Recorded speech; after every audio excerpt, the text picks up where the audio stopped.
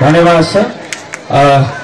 मलाई साथ दिने मेरो साथीहरूलाई भाइहरूलाई विशेष धन्यवाद छ, जुन माया दिनुभएको छ, जुन हौसला दिनु त्यो हौसला सधैँ दिनुहुन।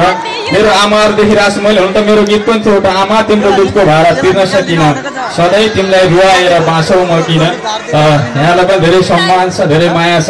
सबैजनालाई जुन माया दिनुभएको छ, जुन हौसला दिनुभएको छ, यो माया यो शब्द कहिल्यै पनि घट्ने छैन भन्ने आशा गर्दै एकछिनपछि फेरि समय मिल्यो भने टिका कुनसँग दोहोरी गाउन आउने आशा गर्दा यसले बिदा चाहन्छु। ताली माग्न पर्दा मलाई थाहा छ।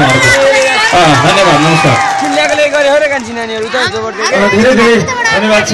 हामी केही बेरपछि उहाँहरूको दोहोरी प्रस्तुत गर्नेछौँ। यहाँ सबैजना नाच्नुभयो, नाचेको देख्दा हेर्दाखेरि एउटा कुरा भन्न मन लाग्यो। ध्वदीको यो महोत्सवमा सबैजना आएको हो कि होइन? ध्वदीको यो महोत्सवमा सबैजना आएको, स्टेजमा हेर्नुहोस् पशुपति शर्माले गीत गाएको। ध्वदीको यो महोत्सवमा सबैजना आएको, स्टेजमा सुन्नुभयो पशुपति शर्माले गीत गाएको। रोइरहेछन् घरमा हेर्नुहोस् तिनका छोराछोरी, रोइरहेछन् घरमा हेर्नुहोस् तिनका छोराछोरी, कति नाच्न जान्नै रहेछन् त्यो रातो पाइन्ट लाउने मोरी। धेरै धेरै धन्यवाद छ दर्शक महानुभावहरू।